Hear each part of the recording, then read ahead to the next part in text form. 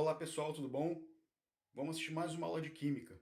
E no final do vídeo, não esqueça de dar o seu like. Abraços!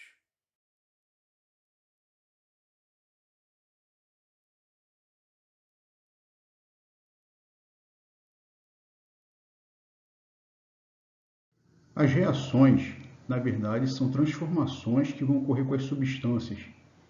E essas substâncias nós sabemos são formadas por átomos. Então o que ocorre é o rearranjo desses átomos, ou seja, os átomos são reagrupados de um início para o fim. Como nós falamos, dentro da química, os átomos eles sofrem um rearranjo, ou seja, as substâncias são a partir dos reagentes gerando produtos. Então, por exemplo, nós temos aqui um exemplo clássico de uma reação química, que é uma reação de neutralização. Os reagentes são as substâncias que se encontram antes da seta e os produtos são as substâncias que vêm após a seta. Então, nós temos reagentes e temos produtos. O sinal de mais, ele vai separar a quantidade de substâncias que nós temos no reagente e nos produtos. E a seta indica transformação, ou seja, os reagentes se transformam em produtos. Para escrever uma equação química, nós usamos simbologias, que no caso vão nos orientar dentro dessa reação, ou da escrita dessa equação química. Então, quando vem o S, é o estado sólido, L, estado líquido, G, ou uma setinha para cima, indica que o estado é gasoso da substância. Aqui é uma solução aquosa, ou seja, a substância ela está dissolvida em água. A setinha para baixo indica a formação de precipitado, ou seja, houve uma reação e houve a formação de uma substância sólida, nesse caso, dentro de uma solução, havendo formação do precipitado.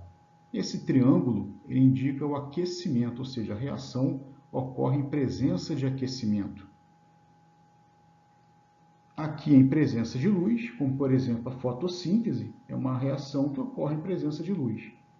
E as duas setas indicam que é uma reação reversível, ou seja, presença de equilíbrio químico. Podemos classificar as reações de acordo com a energia envolvida. Nesse caso, teremos reações exotérmicas, aquelas que liberam calor, como por exemplo a combustão de um combustível, a queima de uma vela. E reações endotérmicas, aquelas que vão absorver calor para que ocorra. Por exemplo, o derretimento do gelo. Então, são tipos de reações que vão acontecer devido à energia envolvida, em particular a energia térmica. A primeira forma de classificar uma reação é a síntese ou adição, onde temos dois ou mais reagentes e formando um único produto.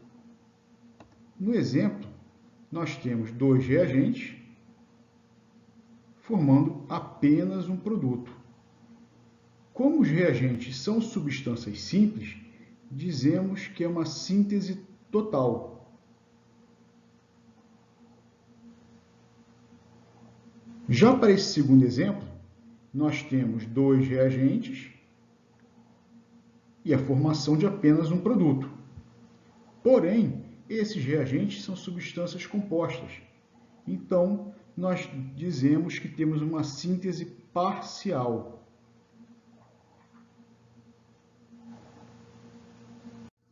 A segunda classificação de reações será a decomposição ou análise, onde um reagente vai formar dois ou mais produtos.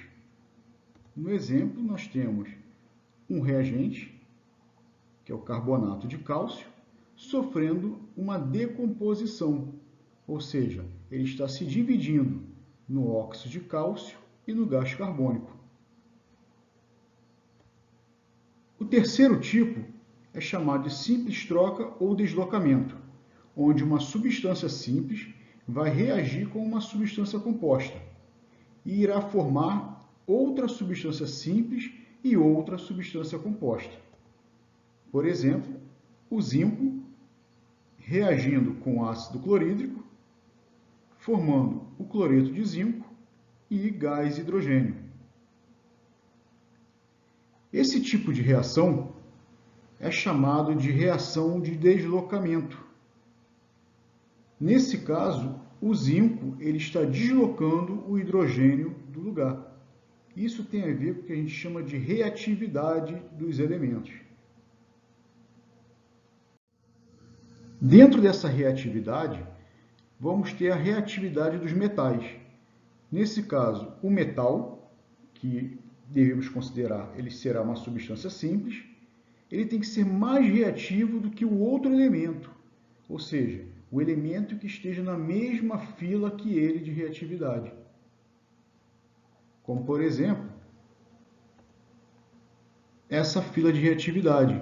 Ou seja, nós temos o lítio, que é o mais reativo, e o ouro, que é menos reativo. Repara bem que esses metais aqui, logo após o hidrogênio não é metal, mas ele vai ser a referência para a reatividade, uma vez que o hidrogênio forma ácidos. Então, repara que esses elementos, após o hidrogênio, são elementos de alto valor, que é o cobre, a prata, o paládio, a platina, o ouro. Ou seja, eles são mais nobres, eles têm pouca reatividade. Já os demais elementos abaixo do hidrogênio, se a gente for seguir a seta, eles são mais reativos, eles têm menor nobreza. Então, por exemplo, a reação entre o magnésio e o sulfato de cobre. O magnésio se encontra aqui na fila de reatividade. E o cobre, ele se encontra após o hidrogênio. O que acontece? O magnésio, ele é mais reativo do que o cobre. Então, significa que ele vai ter força suficiente para deslocar o cobre do lugar. Ou seja, ele vai tirar o cobre do lugar em que ele se encontra. Então, teremos essa reação. Essa reação, ela ocorre, é uma reação verdadeira. Então, formaremos o sulfato de magnésio e o cobre metálico. Já para um segundo exemplo, nós temos o zinco reagindo com o cloreto de sódio. Então, temos o zinco e iremos comparar com o elemento que está na fila de reatividade dele, que no caso é o sódio. Então, entre o zinco e o sódio, o mais reativo é o sódio. Como o sódio é mais reativo e o sódio já está fazendo uma ligação química, já está formando uma substância, significa que o zinco não vai ter forças para tirar o sódio do lugar. Então, essa reação ela não ocorre. Ela não vai ocorrer, porque o zinco é menos reativo do que o sódio. Assim como os metais, nós temos a reatividade dos ametais, que segue o mesmo padrão dos metais, ou seja, eles terão uma fila de reatividade para eles. Nesse caso, a fila de reatividade, o flúor é mais reativo e o carbono menos reativo. Então, nesses exemplos, nós temos o flúor reagindo com o cloreto de sódio. Será que vai reagir? Temos que observar a fila de reatividade. No caso, eu vou comparar o flúor com o elemento que está na fila dele. Em particular, aqui é o cloro. Como o flúor é mais reativo do que o cloro, o flúor vai conseguir deslocar o cloro, vai conseguir tirar o cloro da combinação da fórmula. Então, nós teremos a nova fórmula, NaF mais Cl2. Nesse caso, esse cloro é gasoso. Fazendo balanceamento, nós não vimos balanceamento ainda, vai ser o nosso próximo tópico. Nesse segundo exemplo, nós temos o iodo comparado com o flúor. Ora, se o flúor é mais reativo e, no caso, ele já está acompanhado, significa que nenhum outro ametal vai ter força para deslocá-lo. Então, o iodo não vai fazer frente ao flúor. Então, essa reação ela não vai ocorrer. Então, a gente escreve não ocorre.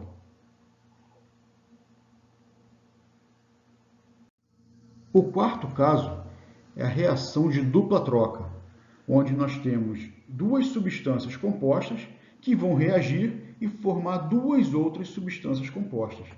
Nesse caso, o óxido de cálcio reagindo com ácido sulfúrico vai formar o sulfato de cálcio e água, ou seja, duas substâncias compostas no reagente e formando duas substâncias compostas nos produtos. Então, vai ser um caso de dupla troca.